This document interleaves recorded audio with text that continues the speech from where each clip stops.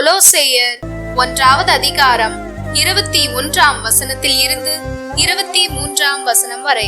சகோதர சகோதரிகளே, முன்பு நீங்கள் இறைவனோடு உறவற்றவர்களாய் இருந்தீர்கள். அவரை பகைக்கும் உள்ளம் உடையோராய் தீ செயல்கள் புரிந்து வந்தீர்கள். இப்பொழுது நீங்கள் தூயோராகவும் மாசற்றோராகவும் குறை சொல்லுக்கு ஆளாகாதோராகவும் தம் முன் விளங்குமாறு ஊனுடல் எடுத்த தம் மகனது சாவின் வழியாக கடவுள் உங்களை தம்மோடு ஒப்புரவாக்கினார். நீங்கள் நற்செய்தியை கேட்டு பெற்றுக்கொண்ட எதிர்நோக்கை இழந்து விடாமல் நம்பிக்கையை அடித்தளமாக கொண்டு அதில் உறுதியாக நிலைத்திருங்கள்.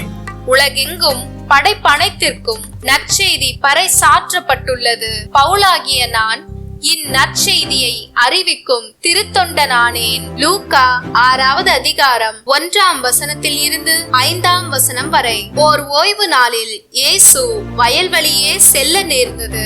அவருடைய சீடர் கதிர்களை கொய்து கைகளினால் கசக்கி தின்றனர். பரிசேயருள் சிலர், ஓய்வு நாளில் செய்யக்கூடாததை நீங்கள் செய்வதேன் என்று கேட்டனர். அதற்கு இயேசு மறுமொழியாக, தாமும் தம்முடன் இருந்தவர்களும் பசியாய் இருந்த போது தாவீது செய்ததை குறித்து நீங்கள் வாசித்தது இல்லையா? அவர் இறை இல்லத்திற்குள் சென்று குருக்கள் மட்டுமே அன்றி வேறு எவரும் உண்ணக்கூடாத அர்ப்பண அப்பங்களை எடுத்து தாம் உண்டதும் அன்றி தம்மோடு இருந்தவர்களுக்கும் கொடுத்தார் அல்லவா என்று கூறினார். மேலும் அவர்களிடம், ஓய்வு நாளும் மானிட மகனுக்கு கட்டுப்பட்டதே என்றார்.